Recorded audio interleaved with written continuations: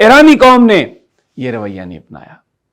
ان کے لیڈروں کو شہید کیا گیا، ان کی قیادت کو ریموو کیا گیا، وہ سب کھڑے ہو گئے۔ اور وہ امریکہ جو دنیا میں یہ کہتا ہے کہ میرے پاس تمام طاقت ہے، اور ٹرمپ اپنے آپ کو چوزن نیشن کہتا ہے اور کہتا ہے کہ میں اللہ کی حکم سے یہ لڑائی لڑ رہا ہوں، اس کو اتنی ہمت نہیں ہو رہی کہ وہ آبنائے ہرمز میں وہاں پر اپنے فوجی تعینات کر دیں۔ دنیا سے کہہ رہا ہے،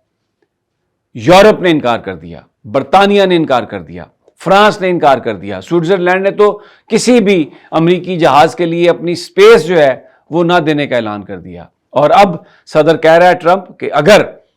وہاں پر آبنائے ہرمز میں ہماری مدد نہیں کی ان لوگوں نے، ہمارے اتحادیوں نے، تو نیٹو کا مستقبل خراب ہو سکتا ہے، اس پر بڑا برا اثر پڑ سکتا ہے۔ اور جو چائنا کا دورہ ہے وہ یہ کہہ رہا ہے کہ وہ بھی شاید التوا کا شکار ہو جائے، کیونکہ چائنا نے بھی انکار کر دیا۔ دنیا یہ کہہ رہی ہے ٹرمپ کو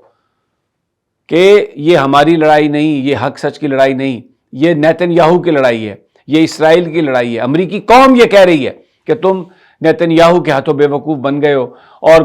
44 سال کے بعد اسرائیل کو ایک ایسا بے وقوف امریکی لیڈر مل گیا جو ان کے یا جھانسے میں آیا، یا ایپسٹین فائل ایک بہت بڑا نام ہے، آپ اس کو سمجھتے ہیں، جو موساد کے ایک ایجنٹ ایپسٹین نے تمام دنیا کے لوگوں سے رابطہ کیا، ان کی ویڈیوز بنائی، ان کو چھوٹی بڑی عمر کی بچیوں سے انٹریکشن کروایا اور پھر ان کو بلیک میل کیا۔ ٹرمپ کے بارے میں بھی یہ ہے کہ ایپسٹین فائل میں اس کا جو مواد ہے، اس کے بارے میں جو فلمیں ہیں، اگر وہ ریلیز ہو جائیں گی تو اس کا جو اس وقت جو اس کی صدارت ہے وہ خطرے میں پڑ سکتی ہے، اور شاید اسی لیے بلیک میل ہو کے اس نے ایران پر حملہ کیا۔